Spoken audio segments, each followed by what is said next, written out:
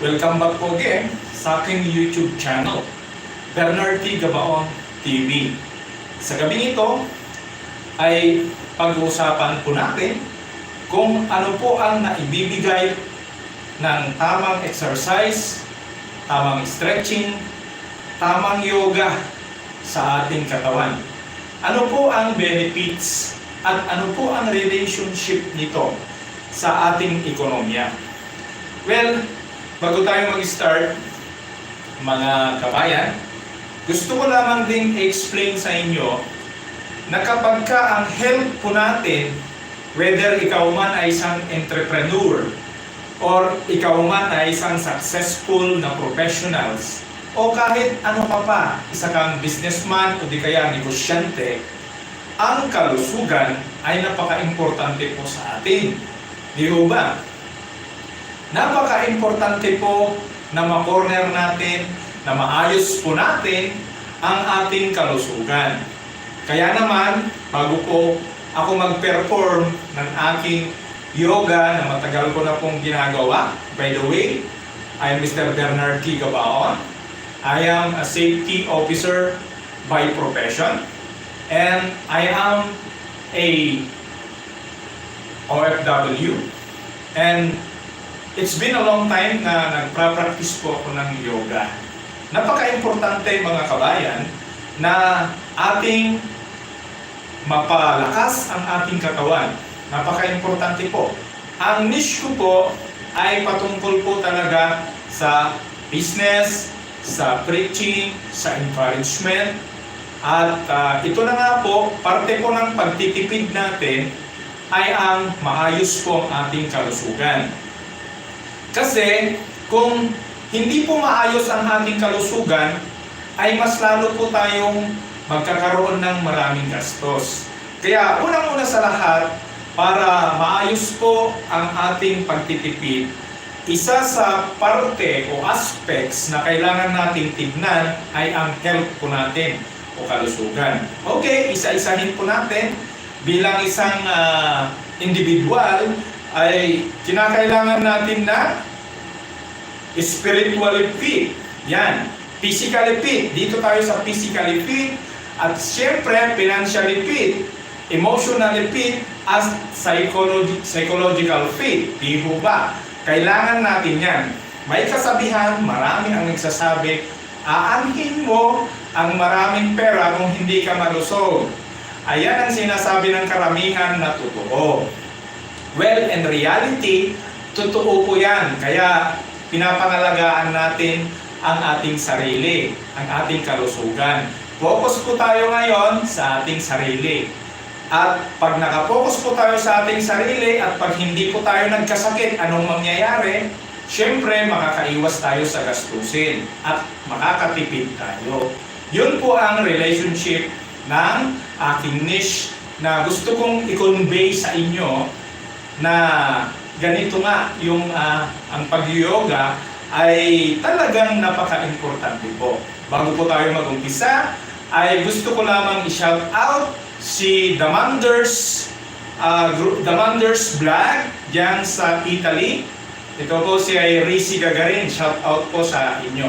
At kay Santos Di Nefali, you've been asking before that I will make a vlog regarding any vlog which is I'm talking English. Now, this is only a basic, my friend.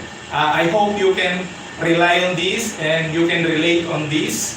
As part of our economy is we have to be strong, we have to take care of ourselves, and we have to take care of our particular health. So, heto na po, ang yoga po ay napaka-importante.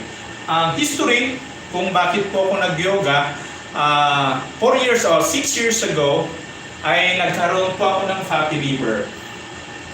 At alam nyo na po kung ano pong nararamdaman ng fatty liver. Tumaas po yung liver enzymes, tumaas po yung BP ko, cholesterol ko po, ang masaklap po, ay nagkaroon pa po ako ng kidney stone. Which is yun po ang nag-trigger sa akin na mag-practice po ng yoga 6 years ago. Before, everyday po akong nag-yoga. Pero as of now, dito na lamang sa aking room, especially sa aking beddings, ay nagpa-practice po ako thrice a week na lang po. So, with this one, mag-uumpisa tayo mga kabayan. At nasabi ko na po yung anong purpose ng yoga at ano pong naitutulong sa atin. So, ituturo ko lamang po yung mga yoga na pinagdaanan ko. Okay naman siguro ito makukuha po. Ano? Siyempre, unang-una sa lahat yung mga stretching. Yung mga stretching, titignan natin kung makukuha po ako dito. Nakatayo. Hindi ko makuha. Pero mga basic po ituturo ko. Kukunan ko lamang po yung sa aking upper para makita ninyo. Bago ko po ayusin yung camera pababa mamaya po. Itong CP ko.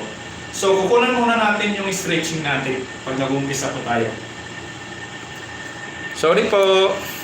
Kailangan po natin to. Ayan, kuha na po. So, bago po tayo mag-umpisang mag-yoga, stretch po natin ang ating mga kamay. Take note po, ang purpose po ng yoga ay upang gumanda po ang ating blood circulation. Ayan. At yung mga chronic disease po natin ay talagang makakatulong po kung meron na po tayong hypertension. Consult naman yung doktor ninyo. Ayan. Para kung okay pa sa inyong mag-yoga, gawin nyo po. Huwag kayong mag-yoga na hindi rin kumonsult. So, pag naka-stretching na po tayo ng mga kamay, ayan po. Stretching tayo, ang yoga para po sa heart po ito. Ito po. Taas natin, di masyadong makuha. Kasi, yan po. 1, 2, 3, 4, 5, 6, 7, 8. Yan po mga demonstration lamang po. Pwede nyo pong kunin yun na 38 counts po. Pag nakuha nyo po yan ng 38 counts, talagang ganun po yung procedure. So, after nyo po na, ay susunod ay yung ganito po. 1. Pabutin nyo po yung kamay ninyo dito sa baba. Hindi nyo makita. Iikuan ko lang po. Pasensya na po kayo, di pa ako bumibili ng laptop ko. At dito po, yan. At the same time, stretching din po. Pag na-stretching po kayo, ayan po. So, ganun po, ulitin po natin. 1, 2, 3, 4, may tao po. Bubuksan ko lamang po kasi may kumakatok. Sandali lang po, mantala pong ating live. Titignan po natin kung sino pong kumakatok. Yes po. Chris, she's already go in the hospital. Yes.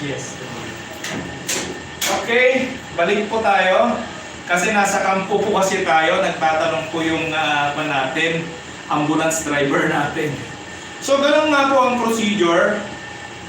Itong kamay natin, pabutin po natin dito sa baba. Abot nyo po, yung sa baba. Kita nyo po yung kamay ko. Siguro hindi nyo kita. Ipakita ko po. Pasensya na po kayo. Siguro kita dito pag naka-side ako. Ito po. Yan po. Ayan. Dahil talagang nag-yoga po ako, madali lang po. Kasi napakaganda po ito kasi. Ayan po. Ayan. Tingnan po yung side. Ganito po.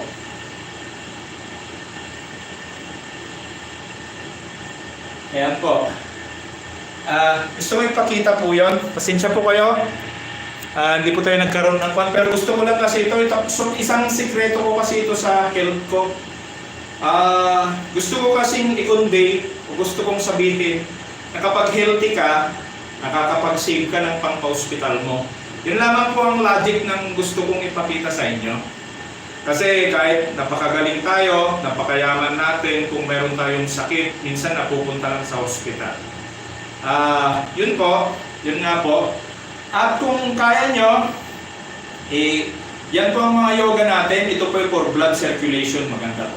Ito, kung kaya nyo yan, ayan po, ganun nyo po. Ayan. I-steady nyo siya, mag-count lang kayo ng 1 to 8. Ayan. Yan po, alternate po yan. Napakaganda po yan. Kasi, kaya lang tinuturo ko ngayon para madali lang po. Sa talagang nag-yoga ng matagal to, ayan, pinaghahawak, ayan po. Kaya, ang pinapakita ko, basic po, para magawa ninyo. Kasi pag na-target mo ito, nagawa mo sa iyong sarili, para kang nakapag-save. Kung ikaw ay isang OFW, o di kaya kung ikaw ay nasa Pilipinas, para kang nakapag-save ng kahit sabihin natin 3,000 sa buwan-buwan. Iwas ka na sa mga maraming pa-check up. At ito po, stretching din po ito. Kasali po sa stretching, ito po. Ayan po. Pag nag-stretching po kayo niyan, stretching nyo po yan. Isa po yan, para yung blood circulation po ninyo, okay po. Tapos yung pag maganda yung blood circulation mo, ligtas na yung kidney natin. Ligtas na yung ating puso. Yung mga artery, vein at capillaries po natin, okay na po. At ganito rin po, isa. Ayan. Pag nag-yoga po tayo, madali pong gawin yan. Isa pa po, ito po ay para sa blood circulation din po. Ayos lang natin.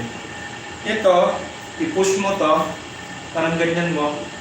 Pag naka-push yung ganon, ayan. Kasi yung sa paa mo, magpuwersa dito.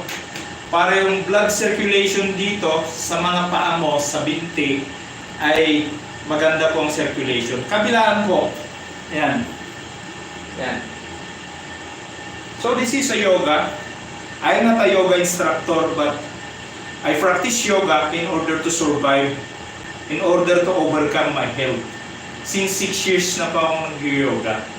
And para maganda yung focus ko sa aking trabaho. Maraming nakakakilala sa akin dyan sa Al Rashid Company kung how I survive my life. They can be a testimony ko po sila. At yun nga po, ayusin po natin. So, ganun nga po. Pasensya na po kayo.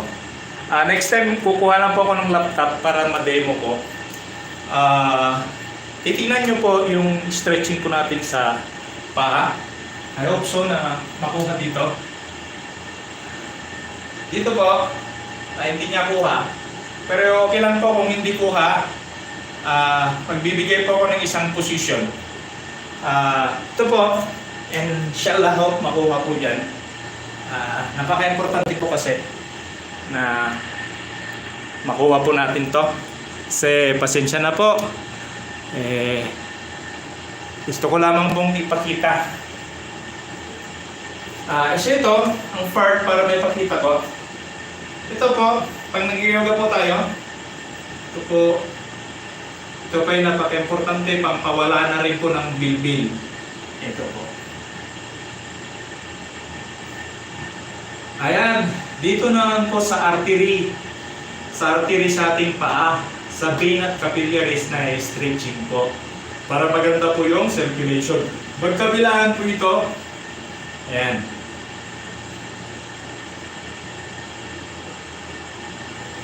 Bilang lamang kayo ng 1 to 8 para maganda po yung pagka-perform nyo nito.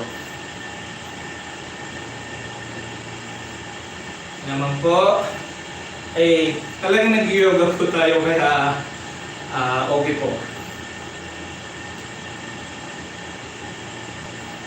Ayan po, napaka-importante po ang yoga. Marami po tayong ipapakitang posisyon dahil ito po talaga ang nag-save ng aking buhay. At gusto ko rin pong ma-save ang iyong buhay at gumanda ang iyong pakiramdam. Feel better, look younger, and live healthier. Yan po ang gusto kong sabihin sa inyo, parating. At kapag na-corner mo yung health mo, hindi ka masyadong gagastos, makakatipid ka po. At pwede rin tayo nito para makita nyo. Yan po. Yan.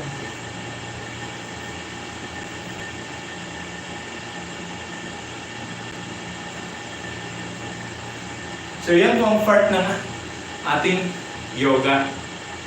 At napaka-importante po to. Isa sa gagawin natin, napapakita natin yung yoga para hindi ganong iwas sa stroke. Yan, pag makaiwas po tayo sa stroke. Tayo, titignan natin.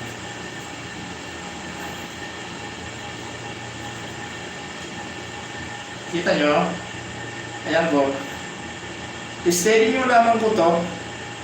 Mari nyo makuha ito ng mga 3 to 5 minutes kung gusto nyo.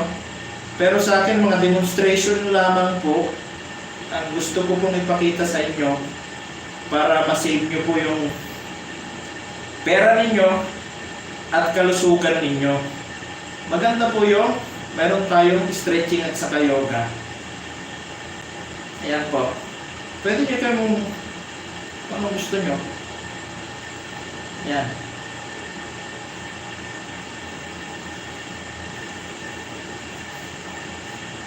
So, isa po yun. Kaya, dito nyo po makikita, pag nag-yoga po kayo, maging sa inyong isipan, ay napaka-kwantuang yung isip, napakatalas pag nag-yoga po kayo. Kaya, importante po ang yoga. Itulak lang natin papunta doon para mas makita po yung mga ginagawa natin. Shout out po sa lahat ng sa aking community, Bernard T. Gabaon community. So, yun po. At napakita ko po kung sa pan po naman, paano matulungan yung kidney natin pag pinerform po natin. Ganito lang po.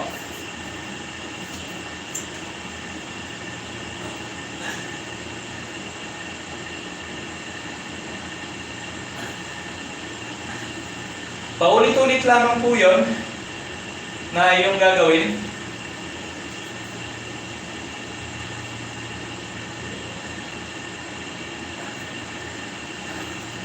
Bilang lamang po kayo ng 1 to 8. At ang pinakamahirap po dito ay yung yoga na isa, stretching para sa puso. Mahirap po to pero kakayanin natin dahil ito naman po ay talagang ginagawa na natin. Tingnan nyo po. Pero kung mayroon kayong panyo, yun muna gagamitin nyo po. Kasi mahihirapan po kayo dito. Ito po. Mahirap po kasing gawin ito pag hindi elasticity yung katawan nyo po. Masakit po dito kapag katawan. Pero ito maganda sa puso. Kasi yung arteries natin, makakaiwas pa tayo sa varicose, yung mga malalaking ugat dyan sa paa, sa binti. Yan, bilang lang po kayo ng mga 1 to 12. Ulit-ulitin nyo po. Ayan po. Pwede rin sa kabilaan po. Ayan po. Ayan.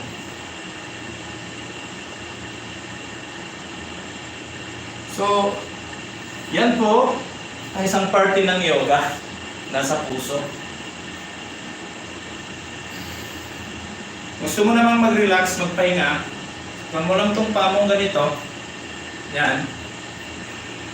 Yan po, sa position na yan. At yan lang po. Yan. Relax lang po. Na ganyan. Ang yoga po, sa totoo lang, nagmula po ito sa India. Marami po yung mga mahahabang buhay ay nag-yoga. Pero yung iba, nagke-qigong.